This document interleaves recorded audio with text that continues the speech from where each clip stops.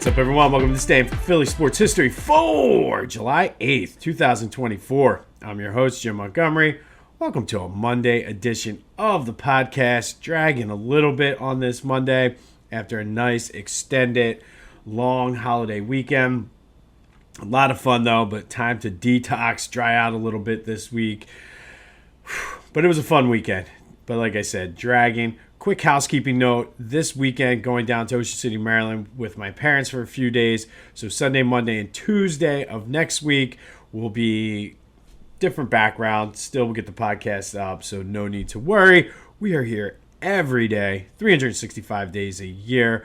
So you will still get your daily Philly sports history lesson. And as much as I'm dragging this weekend, it was just a nightmare weekend for the Phils after that great game on Friday. 6-0 they lost. Michael Mercado just could not get it going. He got roughed up, gave up 3 home runs, 5 runs. I guess if you're going to take some positives out of the weekend, though, I think considering we were a depleted team and we have reinforcements on the way, that is a takeaway. Schwarber should be back Tuesday. Harper's a possibility that he could be back on Tuesday as well. I have a feeling that he will be. I think he's going to push it, especially since it's a big series against the Dodgers. He was running almost 100% 2 days in a row. Rob Thompson said whenever he's ready, he's back in the lineup. And I'm basing this on absolutely nothing, just what I know about Bryce. I think he's going to push to try to play on Tuesday. JT looks like he's going to be back after the All-Star break. But if Schwarber and Harper are back tomorrow, not bad for the Phils. They went 4-4 without those two. I would have liked to see them take another series or another game against the Braves, but all told, I'll take 4-4. Still have that 8-game lead. Another positive from yesterday is the bullpen was pretty solid in relief. Tyler Phillips was a great story. South Jersey kid from Lumberton made his major league debut. Went 4 innings, 3 hits, 7 strikeouts, and 1 earned run. And the 7 strikeouts actually is the set of Phillies record. It was the most by a Philly making their debut in relief. And I believe, I could not get confirmation on this, but I think it was the most, or tied Cole Hamels for the most strikeouts in a debut by a Philly. So kudos to him. That would be a much-needed boost to that bullpen if he can remain consistent. Again, despite the nightmare weekend, they're still up 8 games. Braves are in Arizona, so we are all Diamondbacks fans tonight. All-star teams were announced, or the reserves, I guess. Zach Wheeler, Ranger, Jeff Hoffman, Matt Strom are joining Bryce, Trey, and Alec as the Phillies All-Star. 7 players from this team, which I think makes sense, to be honest. They could have had more, but 7, that is a franchise record. They the previous record was 6. They set that in 1951 through 1953. 3 straight seasons they had 6 All-Star. It is the most Phillies in an All-Star game since 2009 when they had 5. But they have a much-needed day off today before starting that big series against the Dodgers. Zach Wheeler likely won't pitch in the All-Star game because of the way his normal scheduled starts would go. He's scheduled to pitch Tuesday before, or Sunday. Or he's pitching tomorrow, and then he'll pitch again Sunday before the All-Star game. And I think that's, if any of them, I don't think it's as big of a deal for him. He's probably more wants to get his normal day's rest, but just a rough weekend for the Phils. Still have that 8-game lead. Let's go Diamondbacks. I've been talking a lot about Philly Goat. I know we have a lot of new listeners out there, so if you haven't done so, Phillies are off. It's a good day to just go check out the Philly Goat site. Do a little shopping. It's supposed to be hot again, and be sure to scroll down through those shirts. The shirts they have, the selection is they're the best out there. They're the GOAT for a reason. Check out those shoes too. The canvas loafers are the perfect summertime accessory. I'll get it out. Accessory to your outfit. And they're comfortable too. I cannot stress how comfortable these shoes are. And I've said it, and like it was hot this weekend. I wore all 3 pair I have. I wore the Cape Mays. I wore the Schmitties and I wore the fans, and putting those socks from Amazon, those no-show loafer socks, I think they were called, my feet did not stink them up, did not sweat. So go check out Philly Goat. Look at their collection of shirts. Check out the shoes. They have some pretty cool hats as well. So use the promo code Jim Montgomery for 10% off your order. You get 10% off, and it helps me out. Lets Ryan know that you're listening. But phillygoat.com, use the promo code Jim Montgomery for 10% off. And be sure to just kind of explore the site. Look at what they have. They have some pretty cool stickers for your cars as well. So, or your water bottles. I know that's big. My kids love putting stickers on their water bottle. Get some stickers from Philly Goat. Why not? But just be sure to use that promo code Jim Montgomery. All right. I wanted to address this, and it's a Monday. I'm kind of exhausted, so probably going to go a little bit more than what I normally would. I don't want to make this political, but there definitely is some political things involved in this. However, a lot of people, as the U.S. Olympic team started their practices, a lot of people were ripping Joel Embiid for being on the United States team. He is a Cameroonian native. I think it's Cameroonian, but I'm not sure. I'll have to look that up. I'm not sure if it's Cameroonian, but he is from Cameroon. He also has citizenship in France. Obviously, he's American citizens as well. But people are saying, oh, man, ring chasing for the Olympics with Joe and just ripping him for not being truly American. And I kind of have to say, whoa, let's pump the brakes a little bit on this, because he's doing it for the Philly fans. Obviously, we don't want him to get hurt, but I think it's great that we haven't had a guy that I can remember that played on the Olympic team since AI. But he wants to honor his son, who is an American citizen, and he's doing it for him because he's old enough to watch now. It gives him something to sort of believe in. And I mean, he spent the majority of his life in America.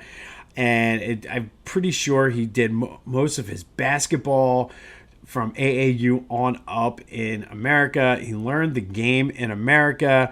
And truthfully, to me, it's kind of like a symbol of the American dream. Like, look, you can achieve this. So I just don't get it. And hear a lot about it's an election cycle right now. You're seeing all the political ads talking about immigrants doing this, but this is an example of an immigrant coming in and doing something positive and wanting to be a part of the country, play for the United States Olympic team, and to honor his son. Like, he met his wife here, and his son is old enough now that he wants to sort of say, hey, watch your dad in the Olympics on TV. So, like, I just don't get it.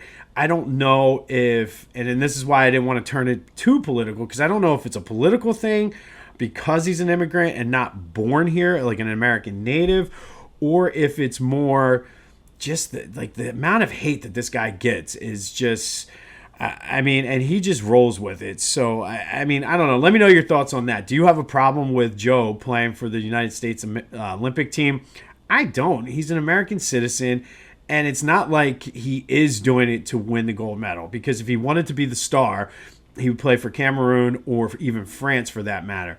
But the fact that he's doing it because of his son, I think that's, and to honor the fans in America who have supported him throughout his whole process, I just think, and I know social media sometimes can be just a hateful place sometimes, but I just don't get it in this. It's like, you know what, like, if he was saying, I want to win a gold medal, then yeah, maybe. And that was a poor Joe impression too. But he's doing it to honor his son. I think you can rip Joe for a lot of things, but I think this is coming from probably the most pure place. I just don't get it. But let me know what you think. 267-495-8531. That'll get you in on the Back to the Future voice and text line. I just don't get it. And maybe I'm naive. Maybe I'm too idealistic. I don't know. But to me, I think it's much ado about nothing, especially because there's so much positivity going on with the Sixers right now. And I just don't get the Joe hate. And I just, He's one of the best players in the world. He wants to play for us. And the United States Olympic Committee could have said, no, we don't want. It's just, I don't know. Is it a big deal? Am I just following or seeing a certain amount or a certain group of people on social media that just are negative people? But let me know what your thoughts on it. I don't have a problem with it. I think it's great as a dad to want to do something like that for your kid and give him something to sort of hang on to and say, hey, that's my dad. But let me know.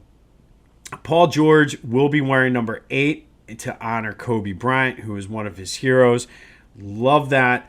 I just didn't like him as much when he was a player, and I think a lot of it stemmed from just my history with Kobe. He beat us in high school and then beat my pro team in the NBA Finals. But you can't deny the greatness. So the fact that Paul George wants to honor Kobe in Kobe's hometown, I'm all for it. And this is probably, you may have missed this. I noticed this very late last night that the Sixers put out, they did this special ceremony for Maxey, who is just one of my, how can you not like Tyrese Maxey? The guy signed his contract officially, his extension. They told him to wait until this summer so they could get all of the free agents and build the team around him. He did it, and he got rewarded for it. So they did like a nice little ceremony for him. The Sixers put the video out, and if you haven't checked it out, the video is great. You have to love Tyrese, and the fact that, going back to Joe too, the connection that those two have, you can tell it's genuine, and they really, really do care and like each other a lot. And I'm pumped for this. But in that video, Dr. J presented him with a Maxey jersey that was the old school black Allen Iverson jersey. And then they had a cover of Slam magazine, and I don't know if it was a real one or they just put him on there, but Tyrese was wearing that black jersey. So that leads me to believe that the Sixers, I don't know if they did it on purpose, likely they did, but could that be the Sixers City Connect jersey this year, or could they just be bringing them back a la the Eagles with the Kelly Green jersey? If they're bringing back those black jerseys, one of my favorite Sixers jerseys are those black ones that AI wore. The other ones, like the white ones, are okay. They had the blue ones at one point. They were okay, but those black ones are nice. So I am hoping that they do that, because I will totally buy a hat, a shirt, whatever. But be sure to check out that video, because those jerseys are hot. One of my favorites. So I would love for them to bring them back. Flyers news, they re-signed Igor Zamala. Again, not a sexy pick. They're running back a lot of the team from last year, which everybody's ripping the way they're doing it. And I've talked a lot about the mess that Danny Briere and Keith Jones inherited. But they just kind of died down the stretch last year. They were right there, not for most of the season. They were not even the wild card. They were in the top 6 in the Eastern Conference. Top 6. So I'm okay with running them back, adding Mishkov. You're not going to have the Carter Hart distraction.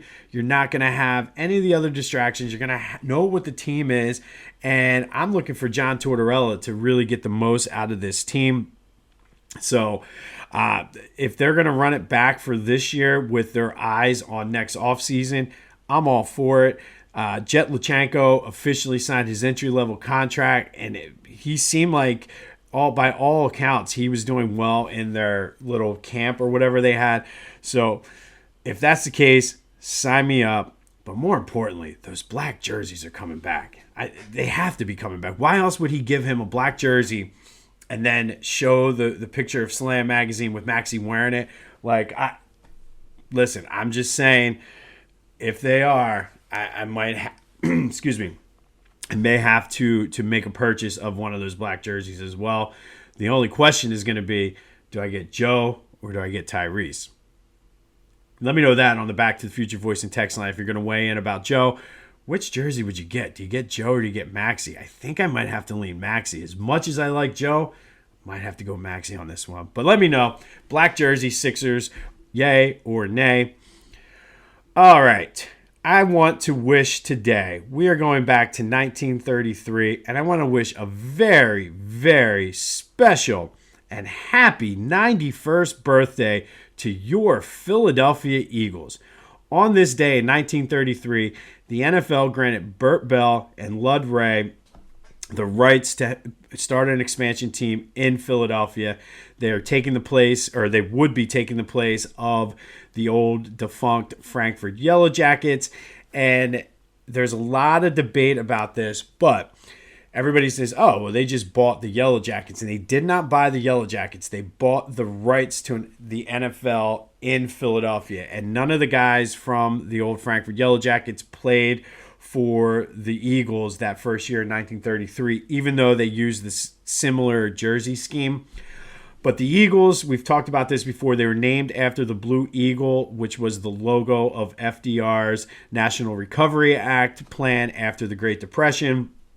And so Bert Bell and Wray said, hey, we're in Philadelphia. Let's name them the Eagles. It also does serve as the symbol of our country. But everybody thinks it was based on the bald eagle, but it's based on the National Recovery Act logo that FDR had for all of his plans and organizations that he started to help get the country out of the Great Depression.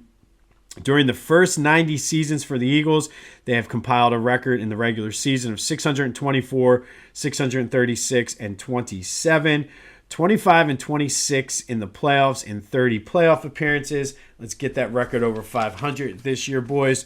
15 division titles, including 12 NFC East titles. They appeared in 4 NFL championship games pre-Super Bowl, 47, 48, 49, and 60, winning 3 of them. They've also appeared in 4 Super Bowls, 15, 39, 52, and 58, winning 1 of them. So now that they have the Super Bowl, I'm very big on this. They have a Super Bowl. They are 4-time NFL champions. 1-time Super Bowl, but 4-time NFL champions, the Philadelphia Eagles.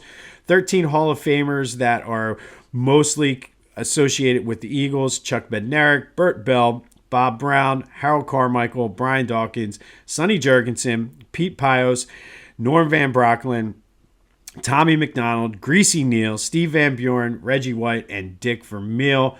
Likely going to add a few more names to that once Andy Reid gets in. But although he's probably at this point going to be more associated with the Chiefs since he's won, but we'll count Andy Reid for us because we count Reggie, so we'll count Andy as well. But happy 91st birthday, Philadelphia Eagles. Let's get championship number 5 this year. And number 5 is a big number for us. It's my birth date. Donovan McNabb, the greatest quarterback ever in Eagles history. So let's get that 5th championship this year, Philadelphia Eagles. But happy birthday. 91 years ago in 1933, the Philadelphia Eagles officially became an NFL franchise when the NFL awarded Bert Bell and Wray the rights to Philadelphia as an expansion team. All right, it is time for the Ultimate Philly Sports Nickname Tournament. And yesterday, we had one complete rout and one that went down to the wire where it was 51-49%. So let's start with that one. Dirty Waters, Andre Waters edged out Tug McGraw with 51% of the vote to move on. By far our closest matchup of the first round so far. But Dirty Waters moves on over Tug McGraw. And then really, I think the only thing that shocked me is the fact that Eagles got 0 votes. Weapon X, Brian Dawkins, is moving on out of the Balboa region with 100% of the vote. So it's Weapon X and Dirty Waters. In honor of the Eagles' birthday, both Eagles move on. Weapon X out of the Balboa region, Dirty Waters out of the Schuylkill region, and they are moving on. We have 2 more first-round matchups. Excuse me. And then the second round will kick off on Wednesday. But let's get into today's matchup. First, out of the Ben Franklin region, we have, it's actually today's, both matchups are Eagles versus Sixers. So we talked a lot about Eagles and Sixers today. Excuse me. I feel like Baba Booey from Howard Stern. How come every time you talk, you get the... Anyway, but out of the Ben Franklin region, we have the number 2 seed, the Boston Strangler. Yes, Andrew Toney, shooting guard for the Sixers, the number 8 pick in the 1980 NBA draft. Spent 8 seasons in Philly, averaged 16 points a game, 4 assists. He was a 2-time All-Star. He is a Philadelphia Sports Hall of Famer, but most importantly, he is an NBA champion, was a big part of that 82-83 championship team. Unfortunately, injuries and problems with his feet had cut his career short. It also led to tensions with the Sixers management because they didn't realize his feet were as messed up as they were. But the Boston Strangler, one of the greatest names in Philly sports, and the origin came, ironically enough, the Boston sports media are the ones that named him the Boston Strangler just because of the way he would dominate the Celtics every time they played, specifically in the playoffs. In the 1982 Eastern Conference Finals, he had 3 30-point games, including 34 in Game 7. So the Boston Stranglers are number 2 seed out of the Ben Franklin region. And he is taking on our number 15 seed. Very controversial 15 seed, but FredEx. Yes, Freddie Mitchell, the number 25 pick in the 2001 draft, only spent 4 years in Philly, and in his 4 years would have been a great season. 90 catches, 1,200 yards, 5 touchdowns, pretty much what you would consider a bust in the NFL. And the only reason he snuck into the tournament, one, was because I didn't want to put guys with nickname or just the initials in, but because of one play, and that was 4th and 26, and Freddie was known he was a talker. I just want to say thank you to my hands for being so great. But the origin of his nickname, likely, I could not find the actual origin of it. Something tells me he gave himself the nickname because he always delivers. But because he delivered that one time, well, maybe 2. He had a good game. The year they went to the Super Bowl, he played well in the divisional round against Minnesota, stepping in for T.O. But he did deliver that one time, so that's why he snuck in as a 15 seed. He delivered big that day. The people's champion, FredEx, is our number 15 seed. Now it's your turn. Who has the better Philly sports nickname? Out of the Ben Franklin region, is it the number 2 seed, the Boston Strangler, or is it the 15 seed FredEx? Get your votes in on the Back to the Future voice and text line 267-495-8531. Get that and anything else Philly sports related off your chest.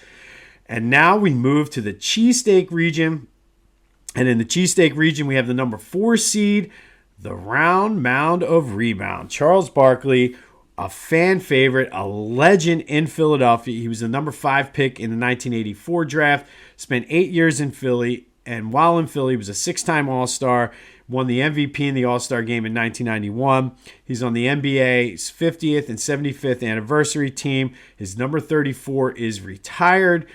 In Philly, he averaged 23 points, almost 12 rebounds a game. He is the Sixers' number 3 all-time leading rebounder, number 1 in offensive rebounds. And if you take away the Syracuse national stats, he is the number 1 rebounder in Sixers history. And he's an NBA Hall of Famer. He had just ups and downs in his career. One of the greatest Nike campaigns ever was the I am not a role model. If you remember that, I don't get paid to be a role model. But the origin of his nickname, the round mound of rebound, came from when he was in Auburn, and he was just a rebounding machine. It can move with quickness too. I think a lot of people forget how fast Charles Barkley was. He would be able to take a rebound, run the length of the court, throw down the two-handed jam. But that all started when he was in Auburn. So the round mound of Rebound is our number 4 seed in the Cheesesteak region. He is taking on the number 13 seed, Greasy Neale. Alfred Earl Neale was the Eagles head coach from 1941 to 1950. He compiled a 63-43-5 record. He did win 2 NFL championships in 3 appearances. The only Eagles coach to ever win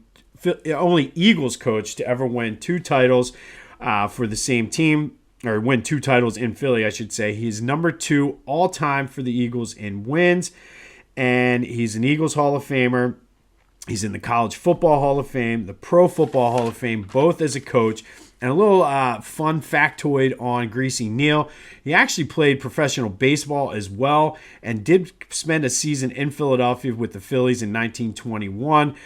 The origin of this name stemmed from when he was working in a steel mill as a youngster, and a lot of ball busting were going on, and he was ripping one of his co-workers, and the co-worker was like, yeah, well, you're Greasy. Greasy Neale actually liked the name, and it stuck. So that is the origin of that name, Greasy Neale. Nothing to do with the way he moved on the football field. Had to do because he worked in a steel mill, and the best that his co-worker could come up with was, yeah, well, you're Greasy. All right, it is your turn, though. Who's got the better Philly sports nickname? Is it the Round Mound of Rebound, or is it Greasy Neale? And then is it the Boston Strangler, or is it FredEx? Get your votes in, 267-495-8531 on the Back to the Future voice and text line. You can hit me up on social media as well, Twitter and TikTok, at Jimbo_Mont, at Philly Jimbo on Instagram. I'm on Facebook, LinkedIn. Email me, text me, whatever you got to do. Get those votes in. But is it the Boston Strangler versus FredEx, and then the Round Mound of Rebound versus Greasy Neale? Your chance to get your vote in.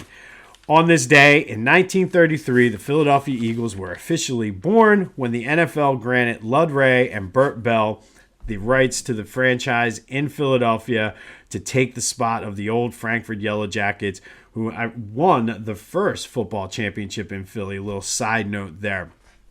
But happy birthday, Eagles. Let's make it championship number 5 this year, because number 5 will always love you. And if you bring number 5 home, I will be a happy person. But let me know your thoughts on Joe and the Olympics. Is this really an issue, or is it just haters being haters? And also, how about those jerseys? Let me know your thoughts on the jerseys. I'm pumped. I really am. I am super pumped about that. Send some healing vibes to Bryce Harper so that he can play in that Dodgers series. But man, I keep going back to those black jerseys, man. I'm pumped about those black jerseys. But let me know your thoughts. Maybe you don't like them. And that's okay. That is okay here on a Monday. The first Monday after a long holiday weekend, too. Hopefully you can get through some work today. Spread the word to your people at work. Subscribe to the YouTube channel, Jimbo_Mont. Check out our friends over at Philly Goat. But this has been This Day in Philly Sports History for July 8th, 2024. I'm Jim Montgomery. And until next time, go have yourself some Monday, and I'll see you when I see you.